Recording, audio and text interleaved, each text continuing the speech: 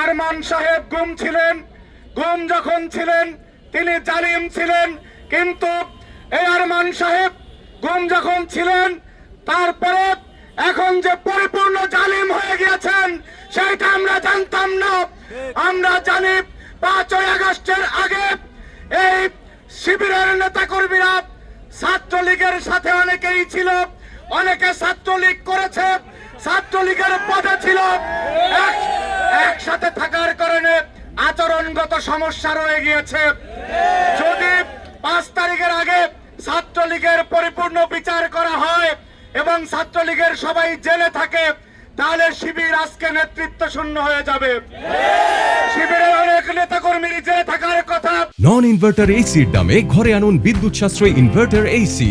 এখন 1.5 ton my one inverter AC মাত্র 48,900 টাকা পাওয়া যাচ্ছে মিনিস্টার শোরুমে।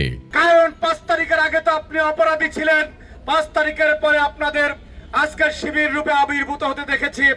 প্রিয় উপস্থিতি, আমরা দেখেছি 5 তারিখের পরে চট্টগ্রাম বিশ্ববিদ্যালয়ে যেখানে নিয়োগের প্রয়োজন ছিল না সেইখানে জামাত লালিত প্রবিসি 1 বছরের মধ্যে 250 নিয়োগ দিয়েছে শুধু জামাত শিবিরের নেতাকর্মীদেরকে। পরে আরো সেটি প্রক্রিয়া ছিল 450 করার, 450 করার। সুতরাং সেই যে মাপ করে নিয়োগ দেওয়া, মাপবাজি করে সিদ্ধান্ত পাল্টে দেওয়া, সেই মবক্রেসি ওনারা মিরপুর কলেজে প্রতিস্থাপিত করতে চেয়েছে। স্পষ্টভাবে বলতে চাই 12ই ফেব্রুয়ারি মবের কবর হয়ে গিয়েছে। আর কোন মব সন্ত্রাসী আমরা দেখেছি যে আওয়ামী লীগের যে চরিত্র সেই বেহায়া চরিত্রের প্রতিফলন আপনাদের মধ্যে।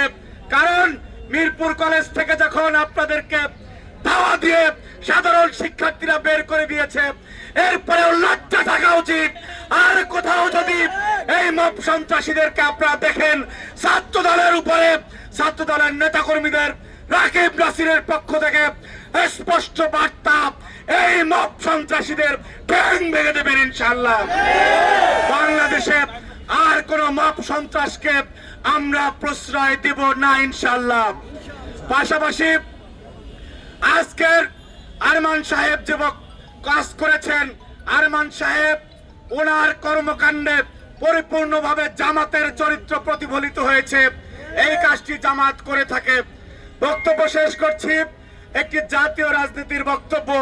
সেটা হচ্ছে আমরা দেখেছি যে অনেক নারী অথবা পুরুষ, বিশেষ করে নারীদের মধ্যে এরকম থাকে যে ঝগড়া না করলে মানে মাথায় কিলবিল কিলবিল করে, মনে হয় ভালো লাগে না, শরীর খারাপ, পেট ব্যথা এরকম লাগে ঝগড়া না করলে।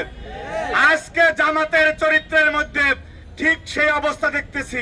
বাংলাদেশ ভালোভাবে চলতেছে, সবকিছু নিয়ন্ত্রণে, কোনো সমস্যা নাই, মানুষ খুশি, সাধারণ মানুষ খুশি, রিক্সাওয়ালা খুশি, ঠেলাওয়ালা খুশি, শুধুমাত্র জামাত খুশি না।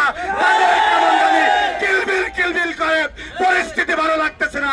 কারণ সবসময় একটি বাজে পরিস্থিতি, গোলা পানিতে মাছ শিকার করার যে পরাজিত শক্তির অপচেষ্টা সেইটা তারা লিপ্ত রয়েছে। এই সকল অপচেষ্টা ছাত্রদল ব্যর্থ করে দিবে। সেই কাফেলায় আপনাদেরকে আমরা রাজপথে থাকার আহ্বান জানিয়ে বক্তব্য শেষ করছি। জাতীয়তাবাদী ছাত্রদল জিন্দাবাদ। শহীদ